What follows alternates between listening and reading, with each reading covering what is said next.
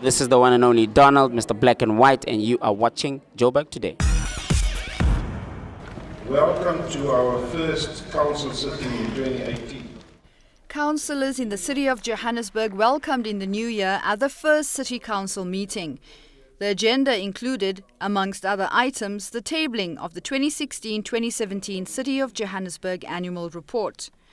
Well, I think today's meeting went very well in comparison, and also looking at what was presented today. I think the annual report, which is a good report from where we come, and obviously the oversight reports.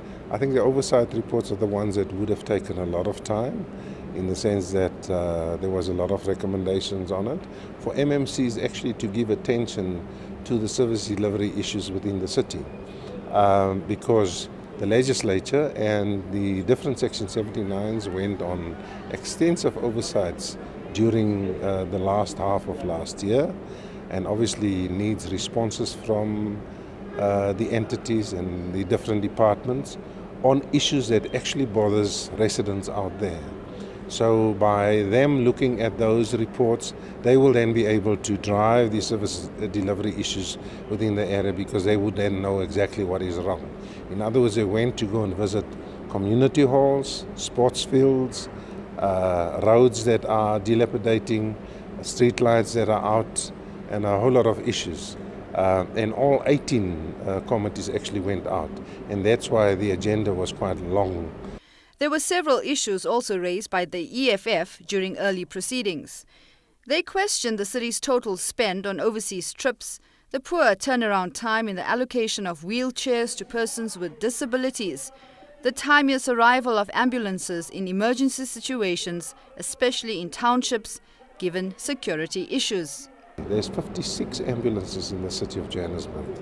There is a further 106 that they are acquiring, to ensure that at least we bring ambulance services to a marginal level. But the actual need is around 500. But we are new administration, and obviously you can only budget for 3 years, and incrementally over the next few years we will get more. But also remember that health services in the city actually is partly provincial and a national competency. And we're actually taking on something that actually doesn't belong with local government. The EFF also posed a direct question to the MMC for Economic Development, Leah Knott, about ongoing investigations into an allegation involving the wife of the city's former mayor, Parks Tau. We asked her to explain to us the allegation. Essentially that she was a shareholder of a company that got major contracts from the city, including sort of to do with the Gautrain station and economic development that happened around there in Sandown. So that was essentially what it revolved around, yeah. And that she obviously benefited from funds personally as a shareholder. It came out initially through the media reports back in 2014 and 15, where it was reported on. It has come up in our Section 79 Committee for Economic Development, which we are currently investigating. It should be tabled within their February sitting. What we've established through a company search is that she's not currently a director of the company, and that she's not currently a shareholder. However, it doesn't state whether or not she was a shareholder at the time that the tender was awarded. So that is something that we are currently investigating further, and we have requested from Regiment's Consortium a list of their shareholders. We had the opportunity to talk to the new MMC of Finance, Mr. Funzela Ngobeni, who's taken over the reins from Dr. Degada, who was recently fired by the mayor. He spoke to us briefly about the budget as well as the underspending of the city's capital expenditure. Currently, the city has only spent 1.2 billion rand out of 8.6 billion rand, and concerns were raised at this council meeting about how that will impact on service delivery. We also talked to him about the city's ongoing fight against corruption. Indeed, it's correct that we have not met our target for the second quarter with regards to spending of our capex, and that has a lot of factors behind it. But we are putting measures in place to actually deal with these matters, because it's important that we spend that capex budget, entire of it. We need to spend 100% of it before the financial year end, which is in June.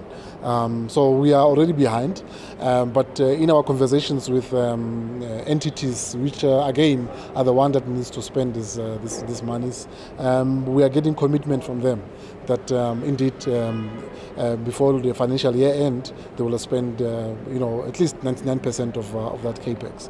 It's key that we do that. The other thing that we are doing in the Executive Mayor's Office, we have introduced a monitoring tool called IRIS, which actually monitors the capex expenditure on daily basis to see which department, which entity is actually slacking in terms of capex spend.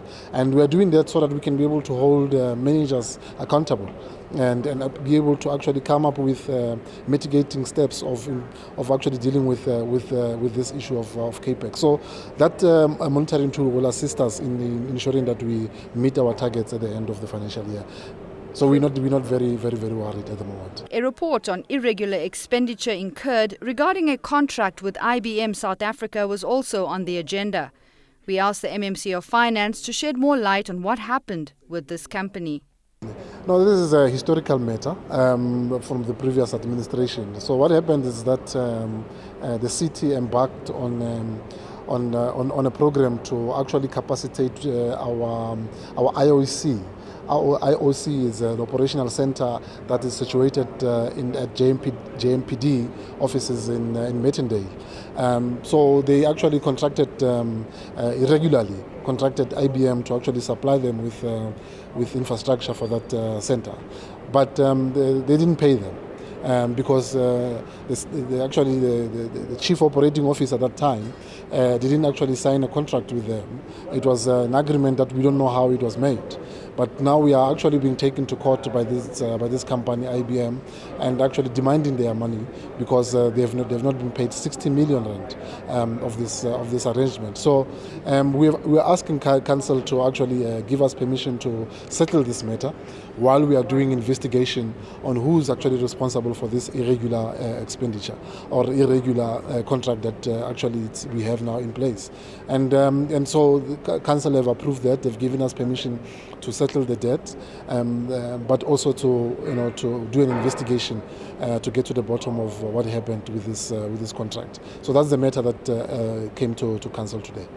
Another recent case involved 31 city officials who allegedly received about 2.7 million rand in kickbacks. It's quite frightening. I mean, last year, late last year in November, we released we brought a report to council that actually indicated the amount of corruption that we are uncovering as a new administration, and the amount came to close to 16 billion, and that's a frightening amount, considering the level of poverty in the city. You look at the number of informal settlements that we have. How many of them will have actually turned around with that amount of money? How many houses will have built for people with that amount of money? So the case that you are referring to is one of the many that we are uncovering.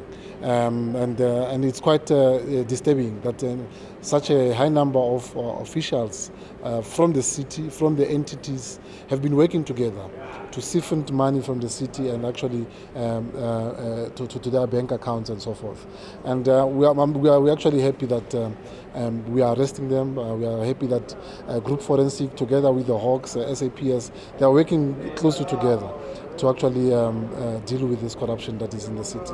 And we are making gains, but we also want to appeal to our officials so that they must not be tempted by service providers, tempted by others on doing this corruption, because we have put measures in place and we'll be able to actually arrest them if they actually end up doing that. So they must be careful, but they must desist from this corrupt activity. Nashina Mohammed for Joburg Today.